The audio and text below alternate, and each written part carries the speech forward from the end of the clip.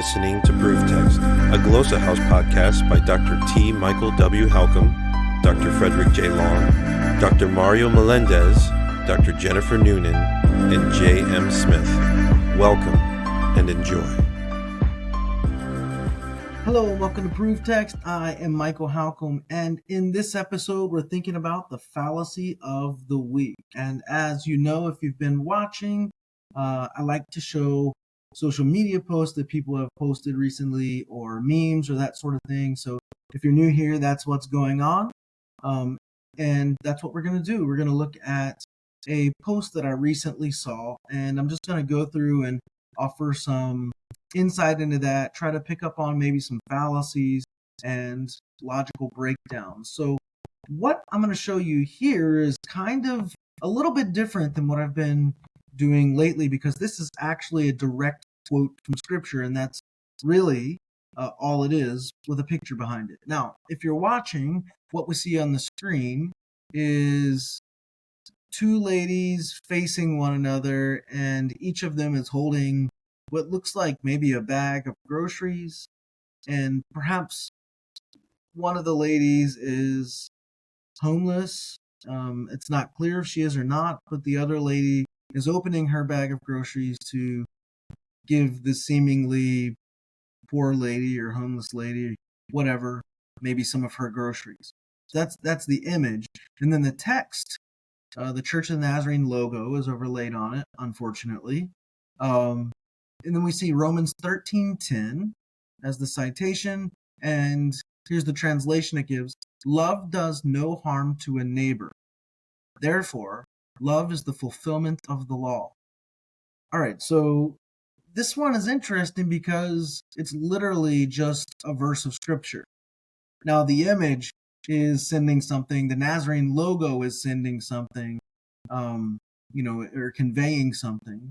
So what is this attempting to say? Well, if you take into account the image of maybe someone trying to help a poor person, you might think right away that the passage has to do with helping poor people.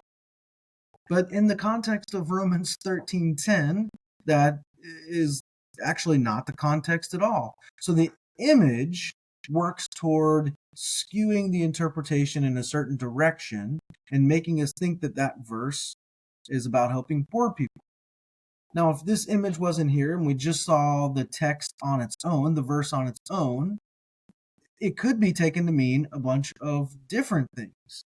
And I've also seen recently where a very liberal person posted something along these lines, and it was used in the context of homosexuality or LGBTQ issues. Love does no harm to a neighbor, therefore love's the fulfillment of the law. It's that whole love is love garbage, and attempting to promote that sort of eisegetical proof texting agenda, right? So what we have to do is actually go back and look at what does Romans 13:10 say in context, right? That's the most important thing. The other thing we have to do is define our terms. So this says love does no harm to a neighbor, therefore love is the fulfillment of the law. So our next thing is, how do we define love? Like, what is meant by love in this context? And also, this is very, very important, what does neighbor mean? Like, who is a neighbor? That might seem simple or self-explanatory, but who is a neighbor, or what constitutes a neighbor? Does that mean just like the person who lives next door? Is that what Scripture's trying to convey? So let's go back and look at Romans 13:10 just briefly in context and see if we pick up anything different. Like, is it talking about homelessness, like helping homeless people? Is it talking about love is love, like the LGBT thing? Or what is going on? So here we go. I'm going to open stepbible.org, as I often do, and I'm going to pull up Romans 13. And it would help, too, knowing a little bit about the context of Romans. And I'll give just like a really brief summary.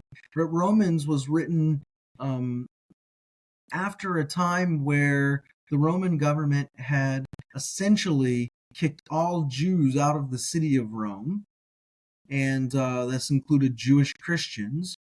And so they were sort of evacuated for quite some time by the Roman government. That meant that the Gentile Christians who were there in the church or the house church with the Jewish Christians were left to run the church, left to take over. And this was kind of a unique situation. So they spend months and months, maybe a little over a year or so, running the church, maybe more than that. And then eventually, Jews and Jewish Christians are welcomed back into the city of Rome. Now imagine that situation, that these people have been holding down the fort and running things, and they're doing things a certain way, while all the Jewish Christians are gone, or the Christian Jews, I should say, are gone. And now they come back and they want to take over again. Now there's going to be some tension.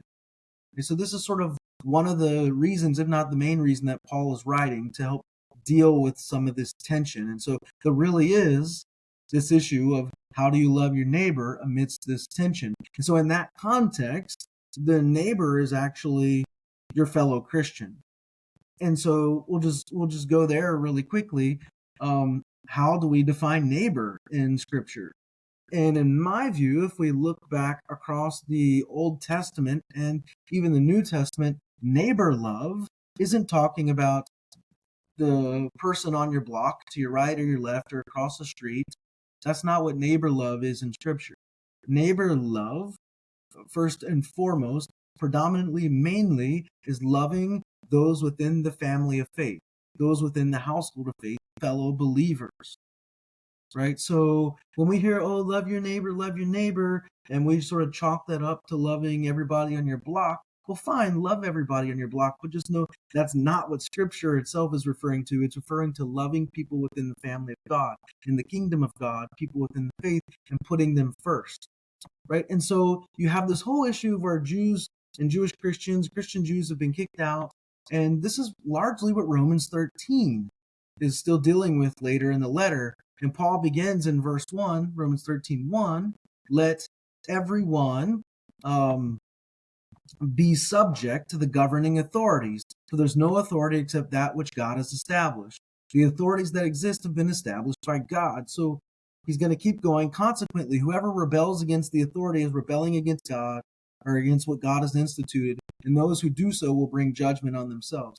Now, this isn't this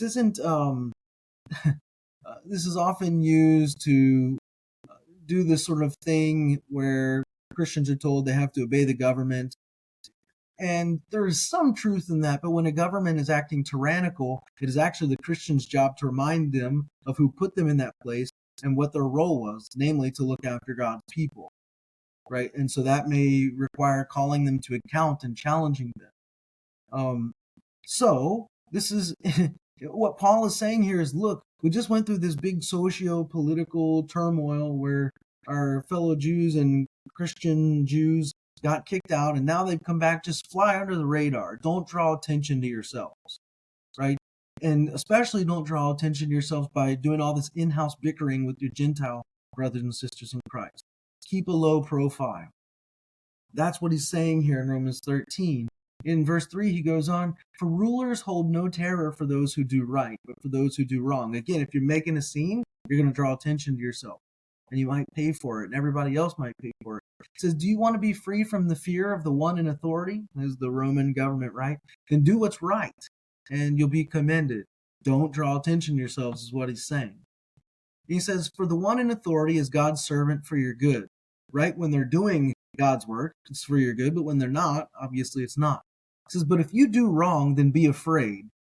For rulers do not bear the sword for no reason. They are God's servants, agents of wrath, to bring punishment on the wrongdoer.